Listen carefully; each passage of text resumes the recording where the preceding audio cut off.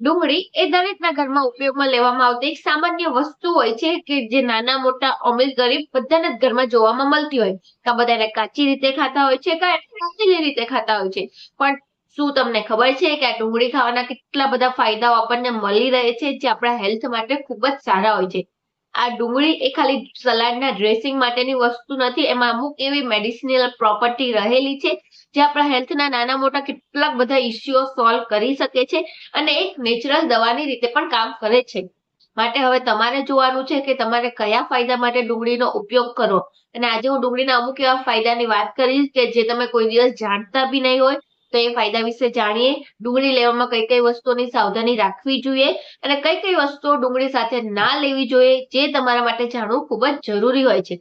તો ચાલો વિડીયોની શરૂઆત કરીએ. નમસ્કાર મિત્રો, હું ડોક્ટર દીપાલી ધાકેચા. સ્વાગત છે તમારું મારી યુટ્યુબ ચેનલમાં. ડુંગળીમાં અમુક એવા કમ્પાઉન્ડ જેવા કે સોડિયમ છે, ફોલેટ છે, સલ્ફર છે, કેલ્શિયમ છે, મેગ્નેશિયમ છે, ફોસ્ફરસ છે, વિટામિન એ, સી, ઈ, આની સિવાય અમુક એવા એન્ટીઓક્સિડન્ટ ફ્લેવોનોઇડ કમ્પાઉન્ડ છે જે ડુંગળીને એક સુપર ફૂડ બનાવે છે. અને આપણે ઘણા બધા ઘરગથ્થુ ઉપચાર તરીકે ડુંગળીનો ઉપયોગ કરતા હોય છે. જેમ કે વાળ માટે આપણે ડુંગળીનો ઉપયોગ કરીએ છીએ. શરદી ખાંસી થઈ હોય તો આપણે ડુંગળીને ઘીમાં શેકીને ખાઈએ છીએ કે જેનાથી આપણને તકલીફમાં રાહત મળે છે. આપણને જે અસ્થમાની તકલીફ હોય એમાં પણ રાહત મળે છે. આપણે કાનમાં દુખાવો થતો હોય, નાકમાંથી લોહી આવતું હોય તો આપણે ડુંગળીના રસના 2 થી 3 ટીપા ગરમ કરીને એમાં નાખીએ છીએ જે આપણને તકલીફોમાં રાહત આપે છે. તો આમ મિત્રો, આ તો થયા સામાન્ય ઉપચાર કે જે બધા જ જાણે છે. પણ અમુક એવા ફાયદા છે જે ઘણી બધી બીમારીઓમાં, જેમ કે મોટી બીમારી છે, કેન્સર છે, ડાયાબિટીસ છે, કોલેસ્ટ્રોલ છે, એ બધી તકલીફમાં પણ આપણને ડુંગળી ફાયદાકારક નીવડે છે. તો કઈ રીતે નીવડે છે એને આપણે વાત કરીએ તો ડુંગળી ખાવાથી પહેલો સૌથી મોટો ફાયદો મળી રહે છે એ છે હૃદયની તંદુરસ્તી માટે. ડુંગળીમાં ક્વેર્સેટિન નામનું એક કમ્પાઉન્ડ રહેલું હોય છે જે હૃદય રોગનું જે રિસ્ક હોય છે એને ઓછું કરવામાં આપણને મદદ કરે છે. અને આની સિવાય અમુક એવા ફ્લેવોનોઇડ અને જે સલ્ફરનું જે કમ્પાઉન્ડ છે એ આપણે લોહીની નળીમાં જે કોલેસ્ટ્રોલ હોય છે, જે વધારાનો કચરો હોય છે એને જમા જે થતો હોય એનો ઓછું કરવાનું કરે છે. જેના લીધે કોલેસ્ટ્રોલનું રિસ્ક પણ ઓછું થાય છે અને આપણી હૃદયની તંદુરસ્તી પણ જળવાઈ રહે છે. માટે જે લોકોને હાર્ટ પેશન્ટ છે, જે લોકો કોલેસ્ટ્રોલ છે, એ લોકોએ ડુંગળી જરૂરથી ખાવી જોઈએ. પણ કેટલી ખાવી જોઈએ અને કઈ રીતે ખાવી જોઈએ હું તમને લાસ્ટમાં બતાવીશ, તો વિડીયો લાસ્ટ સુધી તમે જરૂર જોજો. તો નેક્સ્ટ આગળ વધીએ અને બીજો મોટો ફાયદો ડુંગળી ખાવાથી મળી રહે છે કે શરીરમાં હાઇડ્રેશન રહે છે.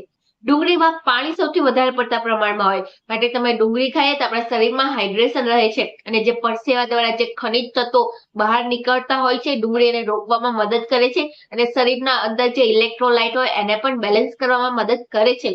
માટે ઉનાળામાં તો ખાસ રીતે ડુંગળી ખાવી જોઈએ. તમે શિયાળામાં અને ચોમાસામાં પણ એક મીડિયમ ડુંગળી રોજ ખાઈ શકો છો જેનાથી તમને કંઈ પણ તકલીફ નહીં. તો નેક્સ્ટ આગળ વધીએ અને ડુંગળી ખાવાથી ત્રીજો મોટો ફાયદો મળી રહે છે કે કેન્સરની બીમારીને રોકવામાં મદદરૂપ થાય છે. અમુક એવા કેન્સર છે જેવા કે રેક્ટલ કેન્સર એટલે કે આંતરડાનું કેન્સર છે, છાતીનું કેન્સર છે, એમાં આપણે ડુંગળી ફાયદાકારક નીવડે છે. કારણ કે ડુંગળીમાં રહેલું ક્વેર્સેટિન અને એન્થ્રોસાઇમિન કમ્પાઉન્ડ છે જે કેન્સરના સેલ હોય એને રોકવામાં મદદ કરે છે. જે કેન્સરનું જે એની સ્ટેજ હોય છે એને પણ ઘટાડવામાં મદદ કરે છે. અને અમુક એવી સ્ટડી પણ બતાવે છે કે અમુક ડુંગળીના એવા કમ્પાઉન્ડ છે જે આપણા કેન્સરને પણ રોકવામાં મદદ કરે છે અને આપણને કેન્સરની તકલીફ જે થતી હોય ને એમાં પણ રાહત આપે છે. માટે તમે કેન્સરના દર્દીઓ હોય તો તમે તમારા ડોક્ટરની સલાહ મુજબ ડુંગળી જરૂરથી ખાવી જોઈએ જે આપણા માટે ખૂબ જ સારી હોય છે. તો નેક્સ્ટ આગળ વધ્યા અને ચોથો મોટો ફાયદો ડુંગળી ખાવાથી મળી રહે છે કે ડાયાબિટીસને આપણે કંટ્રોલમાં લાવી શકીએ છીએ. કારણ કે ડુંગળીમાં રહેલા અમુક એવા એન્ટીઓક્સિડન્ટ અને સલ્ફરના જે કમ્પાઉન્ડ છે જે આપણું ઇન્સ્યુલિનનું મેટાબોલિઝમ વધારે છે. જે ઇન્સ્યુલિન સેન્સિટિવિટી હોય એને ઓછું કરવામાં મદદ કરે છે અને આપણે ડાયાબિટીસ હોય એને આપણે કંટ્રોલમાં લાવવામાં મદદ કરે છે. માટે આ લોકો પણ ડુંગળી જરૂરથી ખાઈ શકે છે. તો નેક્સ્ટ આગળ વધી અને પાંચમો મોટો ફાયદો ડુંગળી ખાવાથી મળી રહે છે કે ગટ હેલ્થ આપણી જળવાય છે. અત્યારે મોટા લોકો ભાગના લોકોને ગટ હેલ્થના ઇસ્યુ હશે. કોઈને એસિડિટી, ગેસ, કબજિયાત, આંતરડાના અલ્સર, ચાંદા જેવી કેટલી બધી બીમારીઓથી એ ઝઝૂમતા હોય છે. અને ડુંગળી ખાવાથી આપણને એ બધી તકલીફમાં રાહત મળે છે. કારણ કે ડુંગળીમાં ફાઈબર અને ફ્લેવોનોઇડ આવેલા હોય છે જે આપણા શરીરમાં, જે આપણા આંતરડા છે, આપણા પેટની જે પીએચ હોય એને બેલેન્સ કરવામાં મદદ કરે છે. આપણા પેટના ગુડ બેક્ટેરિયાને ગ્રો કરે છે અને આંતરડાને સાફ કરવામાં મદદ કરે છે જેના લીધે આપણને આ બધી તકલીફો પણ ના થાય. અને જે લોકોને કબજિયાત છે એ લોકો ડુંગળી જરૂરથી ખાઓ, કે કબજિયાતમાં જો ડુંગળી ખાવામાં આવે તો આંતરડાને ચોખ્ખા કરે છે અને આપણું મેટાબોલિઝમ રેટ પણ વધારે છે. અને અત્યારે ઘણા લોકોને પેટની તકલીફ હોય એટલે એ લોકો એન્ડોસ્કોપી કરાવતા હોય છે, કે દૂરબીન ઉઠાવીને તપાસ કરાવતા હોય છે. એમાં એ લોકોને બતાવવામાં આવે કે એચ પાયલોરી નામના જે બેક્ટેરિયા હોય છે એનું ઇન્ફેક્શન હોય છે. તો મિત્રો, જે એચ પાયલોરી નામના બેક્ટેરિયાનું ઇન્ફેક્શન હોય છે, જેને ક્વેર્સેટિન નામનું જે ડુંગળીનું કમ્પાઉન્ડ છે એને રોકવામાં મદદ કરે છે, અને જેના લીધે જે ગેસ એસિડિટીની તકલીફ હોય છે એ તકલીફ પણ માં રાહત મળે છે. માટે જે લોકોને આ તકલીફ છે એ લોકો ડુંગળી જરૂરથી ખાઓ, કે જેનાથી આ બધી તકલીફમાં એ લોકોને રાહત થાય.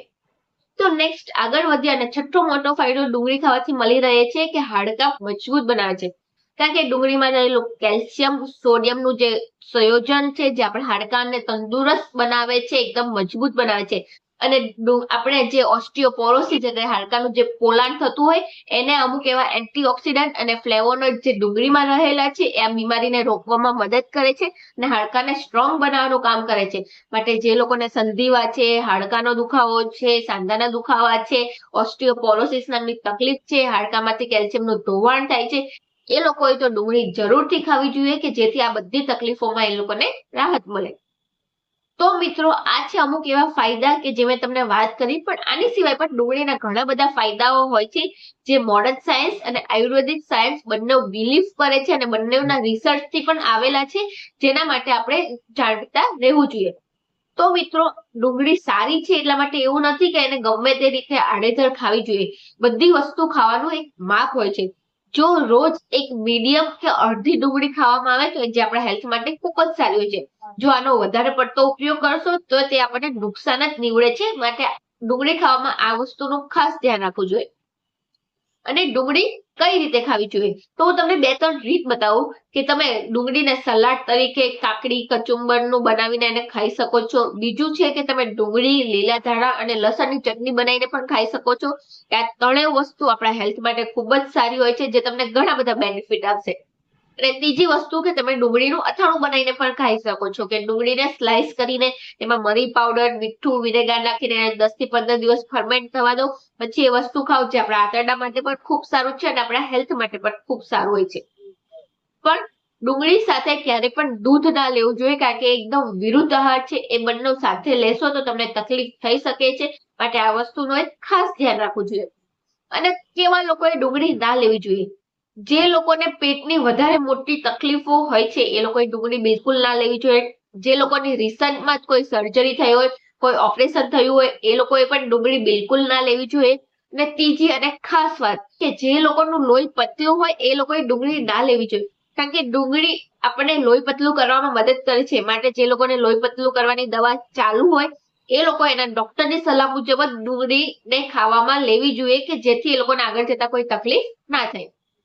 તો મિત્રો, આ છે અમુક સાવધાની જે ડુંગળી ખાતી વખતે ધ્યાનમાં રાખવી જોઈએ. અને હું એવું માનું છું કે આ એક નેચરલ દવા છે જે બધાના ઘરમાં જ અવેલેબલ હોય છે. માટે આને જરૂરથી ખાવી જોઈએ અને નાના મોટા હેલ્થ ઇસ્યુને આપણે ઘરેથી જ સોલ્વ કરવા જોઈએ. તો આઈ હોપ સો તમે વિડીયો સમજી ગયા હશો કે ડુંગળીને કઈ રીતે ઉપયોગમાં લેવી અને કેટલા પ્રમાણમાં લેવી. તો વિડીયો સારો લાગ્યો હોય તો વિડીયોને લાઈક કરજો, તમારા ગ્રુપમાં શેર કરજો અને જો ચેનલ પર નવા હોય તો ચેનલને સબસ્ક્રાઇબ કરી દેજો. જો વિડીયો કે કંઈ પણ ક્વેરી હોય, કંઈ પૂછવા માંગતા હોય તો મને કમેન્ટ કરીને પૂછી શકો છો.